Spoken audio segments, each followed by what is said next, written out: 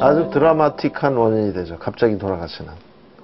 서서히 뭐 알타가 고령으로 여러 가지 뭐 질병이 나빠져서 뭐 서서히 돌아가시는 게 아니라 이거는 갑자기 넘어짐으로 인해서 갑자기 그래서 여러 가지 수술을 받고 또 여러 가지 합병증이 생기고 그래서 돌아가시게 되니까. 박윤수 교수팀이 작년에 발표한 논문에 의하면 고관절 골절 수술 후 1년 이내 14.7%가 사망했고 2년 이내에는 24%가 넘는 환자들이 사망했다. 보통 골절이다 하면은 이렇게 뭐 골절 잘 치유되면 되지 않겠느냐 생각을 할지 모르지만 사실은 그 자체로 인해서 사망에 이르는 경우가 상당히 많습니다. 겨울철이면 어김없이 늘어나는 낙상사고. 젊은 세대는 가볍게 여기지만 고령자들에게는 치명적인 결과로 이어질 수 있다.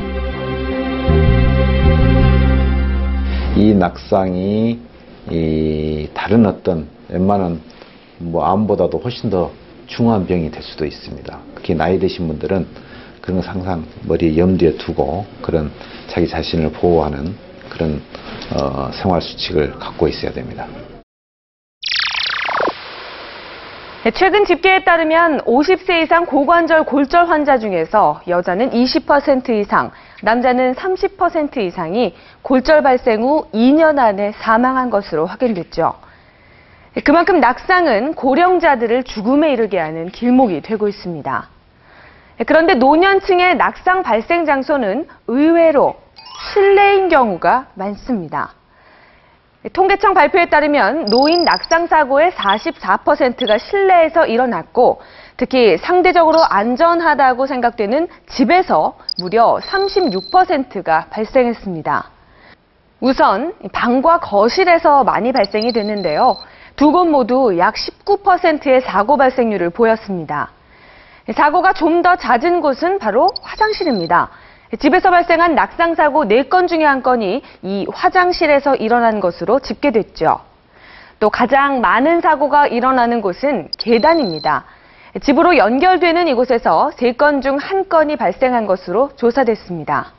자, 이렇게 적지 않은 노년층 낙상사고가 다른 곳도 아닌 집에서 일어나고 있는데요.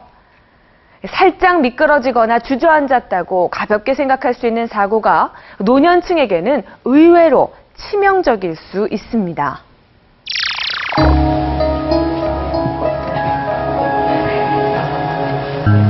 일주일 전 병원에 실려와 응급수술을 받은 한영애 씨.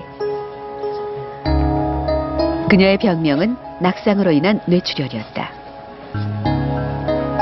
환자는 왔을 때 언어장애도 있었고 의식도 저하돼 있었고 오른쪽 편마비가 심해서 팔을 전혀 들어 올리거나 하지 못하는 상태셨습니다. 요만큼이 이제 그 출혈이고요. 네. 출혈 양이 많게 되니까 뇌가 한쪽으로 밀려서 좌측 뇌가 눌리면서 그녀가 넘어진 곳은 야외가 아니라 집안이었다. 그런데 사고 이틀 전부터 이미 가벼운 낙상이 2차례 있었다. 네, 집에서 주저앉고 한 2번 주저앉고 나중에는 화장실 가다가 넘어지고 그리고 이마도 부딪히고 이제 그래서 뇌출혈이 온 것 같아요. 뇌출혈은 먼저 2번 넘어졌을 때 조금씩 시작된 것으로 보인다. 그러다 화장실에서 넘어지면서 그 충격이 더해졌다.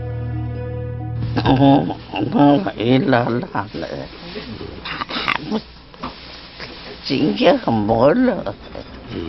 이 정도 일하겠니 왜 몰라. 소리를 안 해지. 안 하고 저 소리. 변수 간다고 뭐하는데 아직. 아이고 뭘 하겠다. 놀아서 달라고. 수술 후 지금은 그나마 좋아진 상태. 하지만 가볍게 넘어졌다고 생각했을 때 미리 병원을 찾았더라면 하는 아쉬움이 남는다. 그런 낙상에 대해서 그렇게 심각하다고 생각을 못했는데 지금만 생각하니까 무섭더라고요. 정말 어르신 넘어지는 걸 그렇게 쉽게 생각할 게 아니라